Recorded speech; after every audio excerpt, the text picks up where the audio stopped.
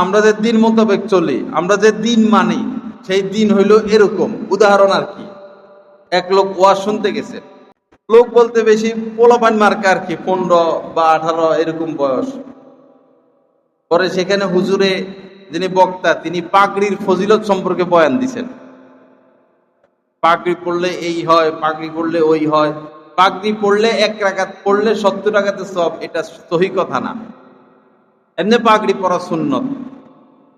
নবীজি পাগড়ি পরতেন, নামাজের সময় পাগড়ি পরা এটাও মুস্তাহাব। তো এমন বয়ান দিয়েছেন পাগড়ি সম্পর্কে, পরে তার কাছে তো আর পাগড়ি ছিল না, লুঙ্গি খুলে পাগড়ি বানাই ফেলাইছে। লুঙ্গি খুলে মাথার মধ্যে কি পাগড়ি। এখন 70 টাকা কি ফরজ, নাভি থেকে এই হাঁটুর নিচ পর্যন্ত ফরজ, আর পাগড়ি পরা তো মুস্তাহাব। মুস্তাহাব মানার জন্য ফরজ।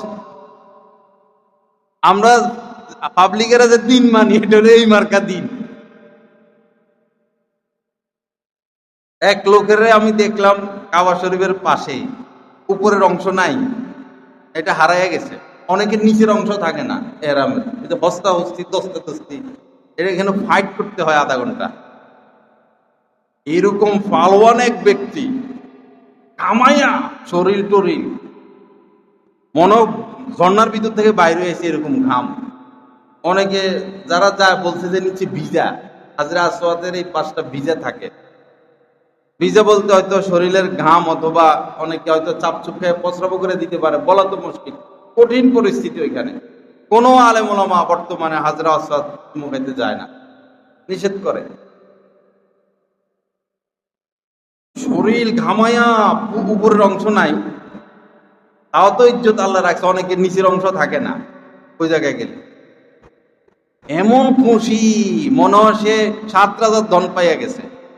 ভাই তুমি নাহলে একটা মোস্তাহাব আমল করছো, কিন্তু কষ্ট দিছো কত মানুষকে, হারাম কাজ করছো কতগুলো।